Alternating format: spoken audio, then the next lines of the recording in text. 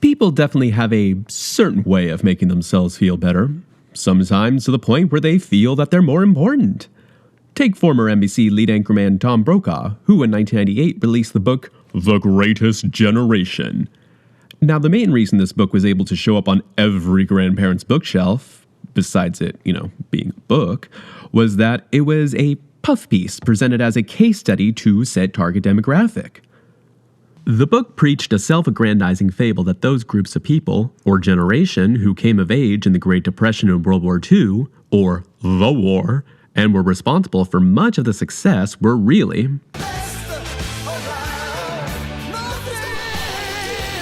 or even better yet, "Hey, Mr. and Mrs. America, circa 1945, that whole life in austerity and war sacrifice you've lived for the last decade and a half believing it was just a part of life, well, guess what?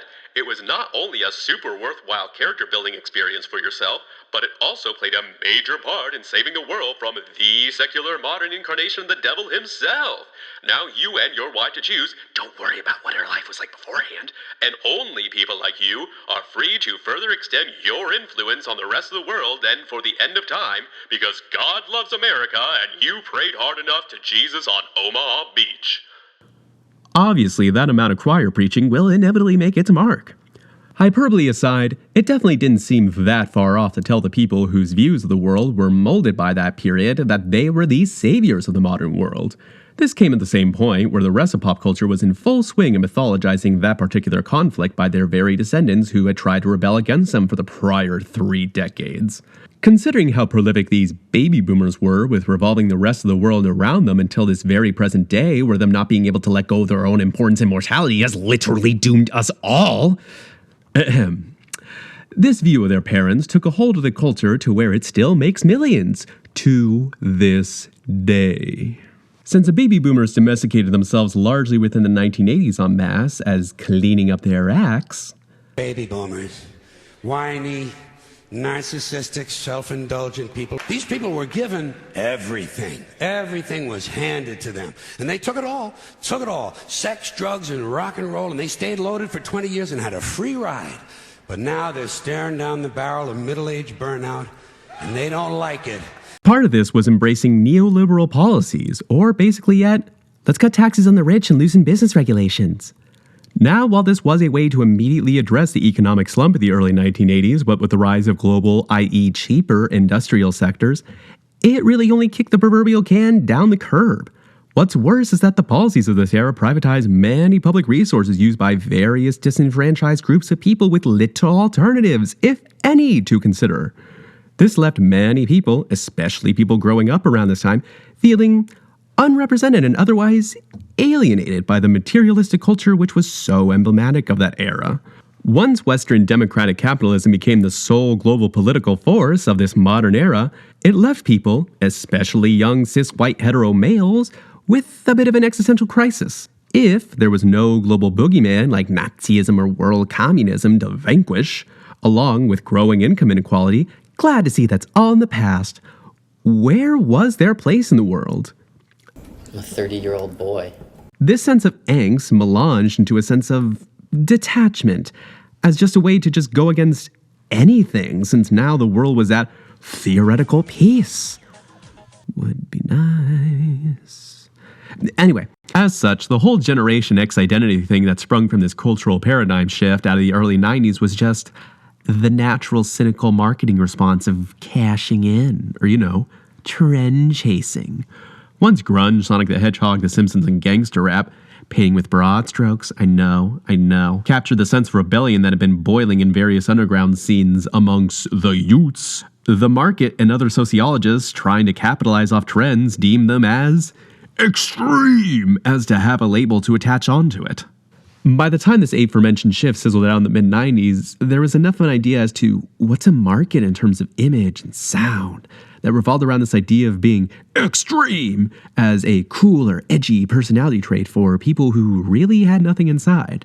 Still, in the era where traditional media outlets were the arbiters of trends, the internet as we now know it being born at this exact same time, for reference, this extreme trend became a common idea of what could be used as juvenile delinquency for professional get-off-my-lawners at that time and place in the mid to late 90s. The irony here that this extreme trend was being sold to people who were notoriously viewed at the time for being slackers. Or put another way, what you see is what you get. Once this trend fanned out and mutated in the bleak gray and brown post 9/11 world, that extreme and slacker mentality became instantly dated.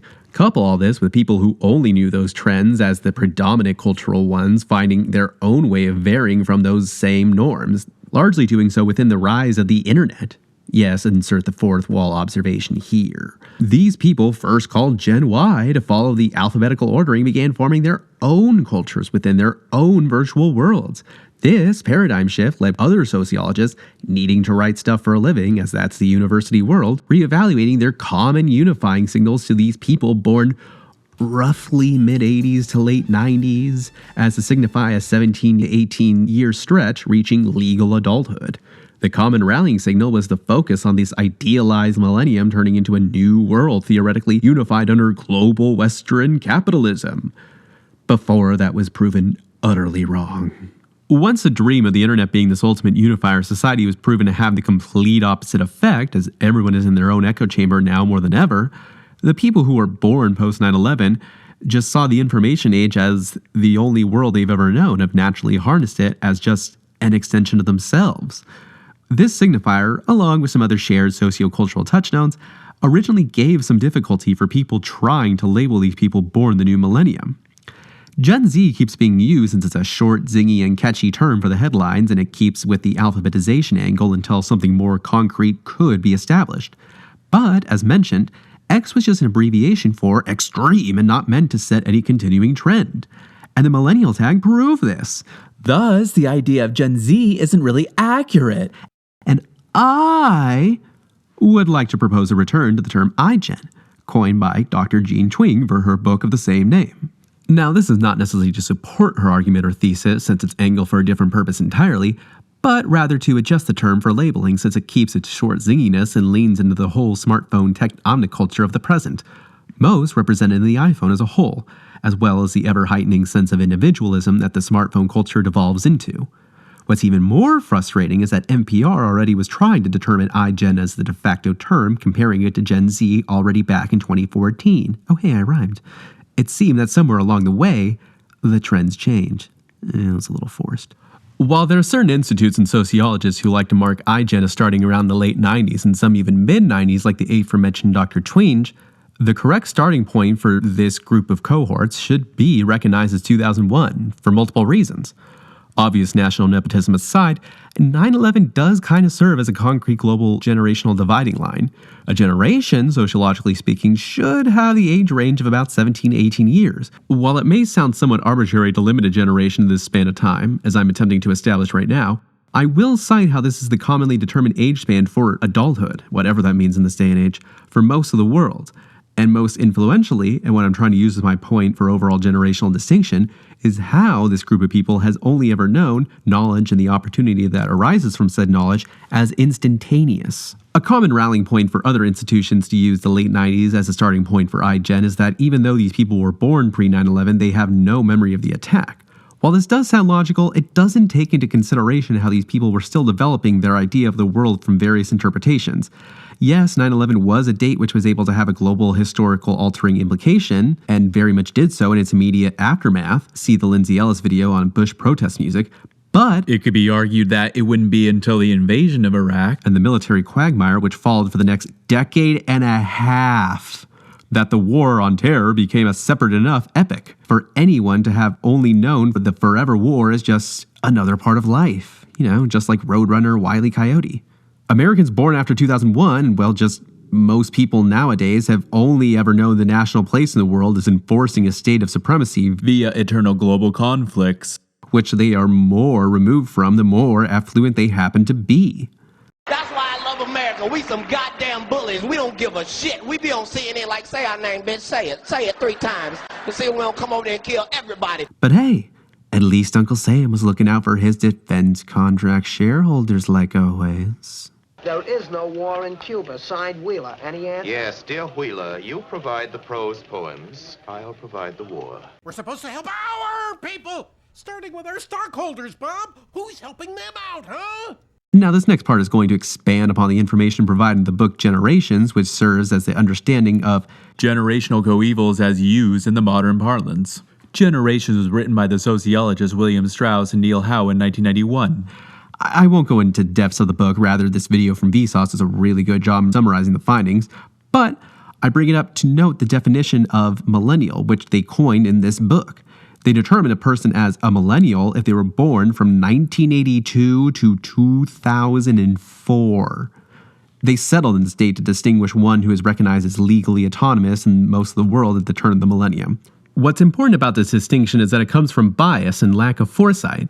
Besides the obvious bias of leaning in on their neologism, yes, I had to go look that one up too, the parameters were etched from a specific purpose without being able to understand how upcoming current events could and would challenge their parameters. While the term may be spurred from ulterior motives, the idea of linking this specific generational coeval to that chronological point turned out to have worked within other parameters. However, it's best to restrict this time span to about 1983 to about 2000. As mentioned, the span of 17 years leaves most members as having concrete experiences of personality development either before the new millennium or before overarching trends of the 21st century were able to influence them. The start of the span being 1983 was also the point in culture where the Reagan Revolution and Thatcher of neoliberalism or trickle-down economics was becoming the omnipresent doctrine of how modern society should operate within a conservative angle.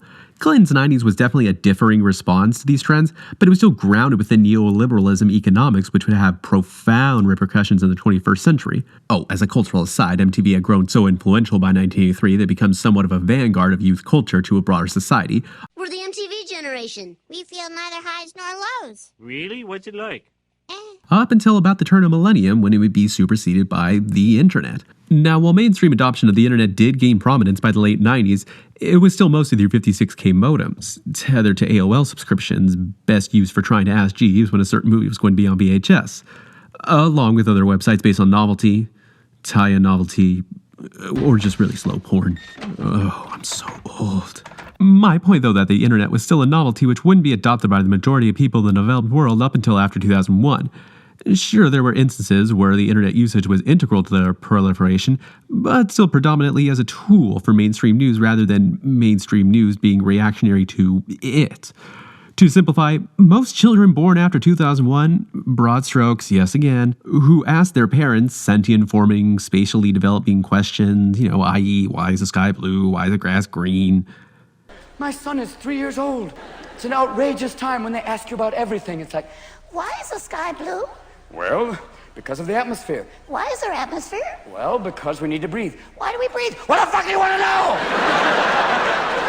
A year ago, you were sitting in your own shit. Now you're Carl Sagan. Have received the universal answer of Google it. This edition may be modification soon enough of having the summation of all commonly acquired knowledge inherent to the experiences of life ties into my strongest advocacy for the use of the term iGen. While I'm sure there are plenty of people born before 2001 who can only remember using the internet for instant gratification in moments of curiosity, it becomes more the rule from that point on.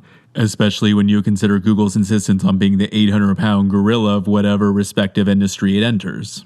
Mostly. The true culmination of this idea is the instant gratification was the popularization of the smartphone, beginning with the launch of the iPhone in 2007. Ever since the global mass adoption of the smartphone, the ability to instantly become an expert in any topic is having such profound consequences, both good and bad, to consciousness. It's estimated that we as a society are only beginning to truly grasp how transformative this implication will be for the future, setting aside how much of a shit show the rest of this century will inevitably be. For years and generations, wars have been fought over oil. In a short matter of time, they will be fought over water. An information revolution, as it were. And that's just one factor in how smartphones are transforming, if not wholly mutating, our lives. Autonomy and all. Again, to say nothing of attention spans, eyesight, etc., it's almost becoming cliche to mention smartware or cybernetic beings in this parlance. But it does speak to a truth of this particular tool which is radically altering physiology. Thus, it seems appropriate to link this generation to the technological omnishift most evident with the smartphone, instantaneous knowledge, and the ensuing individualistic mentality popularized in that select cohort. Like the twigs and bones used in apes millions of years ago, which led to further cognition, eventually sentience, who knows how the world will be when people who have only ever known instant knowledge and the opportunity as a default of their life will morph what's left in the world into next. They might even save it. Stranger things have happened. Both the phenomenon and the show. Oh, and COVID being such a global shift does signal something, but it's too early to tell now. COVID Kids does have a nice ring to it, alliteration and all, but that's just one trend.